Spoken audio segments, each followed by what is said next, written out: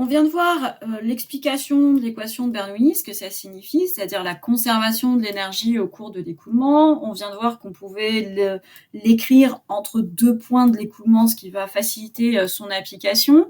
Qu'on peut l'écrire dans la dimension d'une pression, c'est-à-dire dans l'unité Pascal, ou dans la dimension d'une colonne de fluide, donc en mètres de colonne de fluide, ou dans la dimension d'un travail, donc en joules par kilogramme, selon en fait ce qu'on cherche à calculer ou selon les informations dont on dispose au départ. Je vous ai dit aussi dans la dernière vidéo que l'équation de Bernoulli c'était quelque chose de très utilisé, qu'il y avait de nombreuses applications technologiques qui étaient basées sur cette équation de Bernoulli. On va en parcourir quelques-unes et puis on en verra d'autres en TD.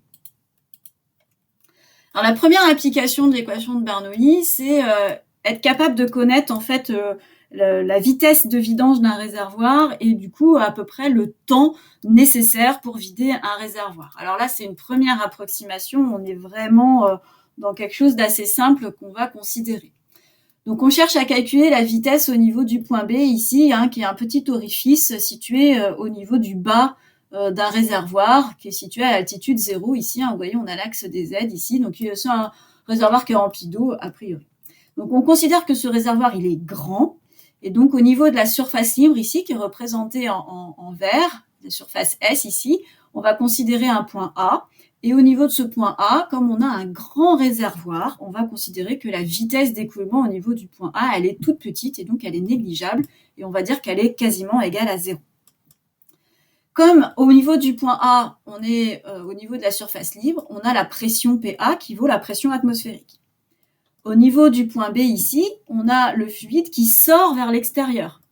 Et donc, en fait, ce que le fluide voit, c'est l'air qui est autour du réservoir. Donc, la pression au niveau du point B, c'est aussi la pression atmosphérique. Donc, on a PA égale PB égale pression atmosphérique. Alors, on va faire une approximation. On va dire qu'en fait, ce réservoir, la hauteur ici, H, ne varie quasiment pas. Et qu'on a, du coup, une hauteur constante dans le réservoir. Donc, forcément, quand je vidange un réservoir, c'est pas tout à fait vrai.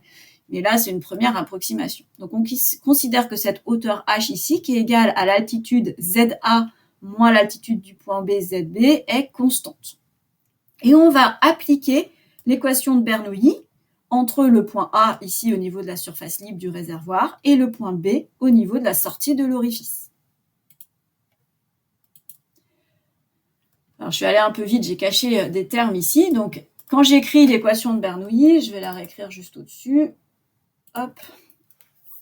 Au départ, on a PA plus 1 demi de rho VA carré plus rho GZA égale PB plus 1 demi de rho VB carré plus rho GZB. Alors, on a dit qu'on avait PA égale PB égale pression atmosphérique.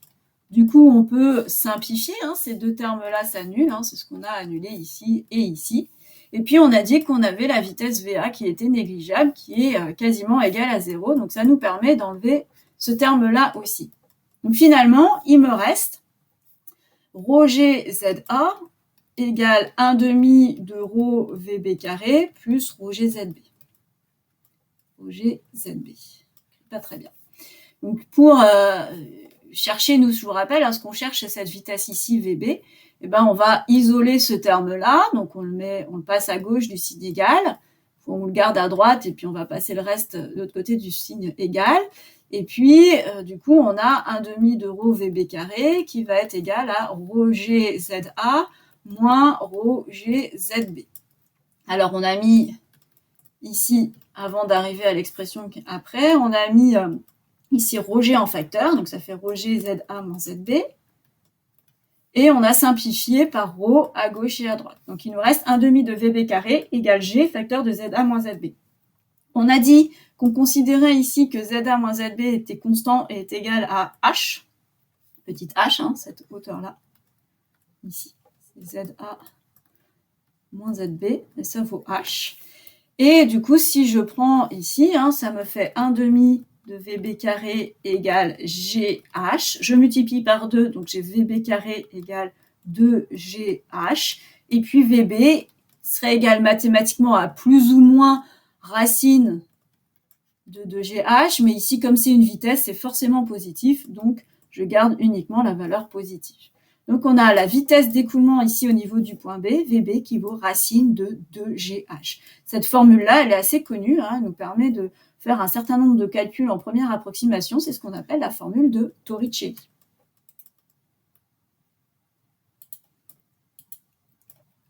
Alors, autre application de l'équation de Bernoulli, c'est l'effet Venturi. Je vous en ai parlé un petit peu tout à l'heure. Donc, on considère ici un écoulement horizontal. Vous voyez, on a un point A ici et en moyenne ici et un point B à ce niveau-là. En moyenne, on est sur une ligne horizontale. Et on va faire un rétrécissement brusque. Vous voyez, ici, on a un certain diamètre et puis ici, on va avoir un diamètre plus petit. On fait un rétrécissement assez brusque sur une canalisation horizontale. Et on vient faire une prise de pression statique à ce niveau-là, ici, grâce à un manomètre, et une autre ici, au niveau du point B, avec un autre manomètre, une autre prise de pression statique. Si j'applique l'équation de Bernoulli entre A et B, vu que je suis sur un écoulement horizontal, donc là, on l'a écrit dans la dimension d'un travail par unité de masse, donc en joules par kilogramme, on va avoir VA carré sur 2 plus PA sur ρ égale VB carré sur 2 plus PB sur ρ. Alors d'habitude, on met la pression en premier, la vitesse en deuxième, mais ça ne change pas grand-chose. La différence de pression entre le point A et le point B va donc être égale à PB moins PA. Et si je reprends l'équation de Bernoulli qu'on avait juste avant, ce sera égal à 1/2 de ρ facteur de VA carré moins VB carré. Alors attention, c'est pas VA moins VB le tout au carré, c'est bien VA carré moins VB carré. Ça donne pas la même chose.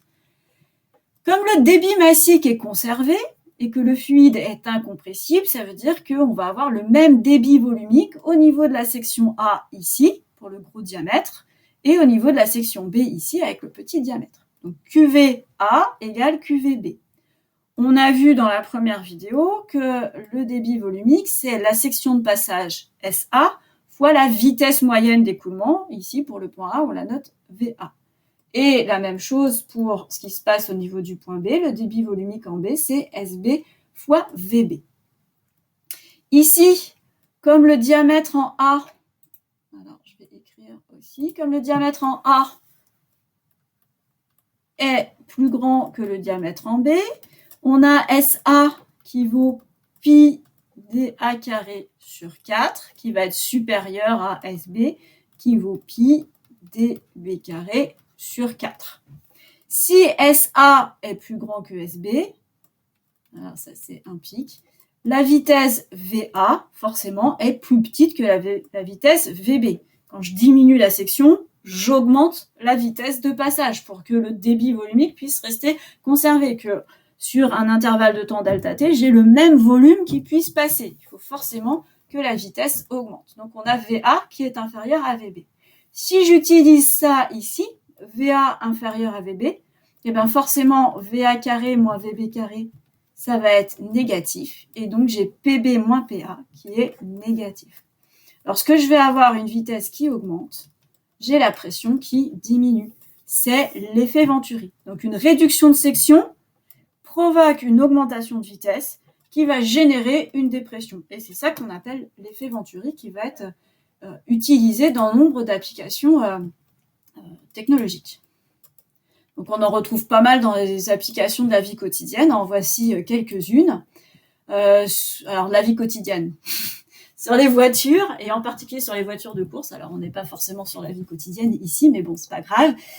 On va utiliser du coup la forme du carénage pour modifier la section de passage, augmenter la vitesse d'écoulement de l'air sous la carrosserie, créer une zone de dépression de façon à ce que la voiture reste plaquée le plus possible au sol.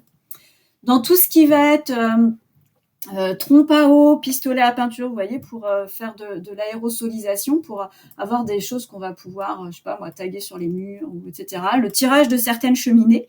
Pour augmenter le tirage, on va diminuer la section de passage pour avoir une augmentation de vitesse d'écoulement et donc une dépression.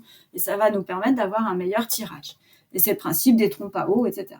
De la même façon, sur des éoliennes, on va créer un entourage ici avec une forme, avec un léger rétrécissement de section qui va faire en sorte que on a du coup une vitesse qui va augmenter et une dépression, ce qui va augmenter en fait le rendement de notre éolienne ici, amplifier la force du vent qui va s'exercer sur les pales des éoliennes. C'est le même principe sur les ailes d'avion qui ont une forme, ces profils d'ailes ici. Ici, on a un profil qu'on appelle NACA et on va en fait venir diminuer ici la section au niveau de l'extrado, ce qui va nous permettre d'avoir une dépression au niveau de l'extrado et on va faire un petit peu la même chose au niveau de l'intrado, ce qui va nous permettre d'avoir une surpression et donc ça va générer cette force ici qui est en vert, qui est la portance, qui va permettre tout simplement aux avions de voler. Donc voilà pour les applications, bien sûr, il y en a d'autres, de l'équation de Bernoulli et de l'effet Venturi en particulier qu'on reverra en TD.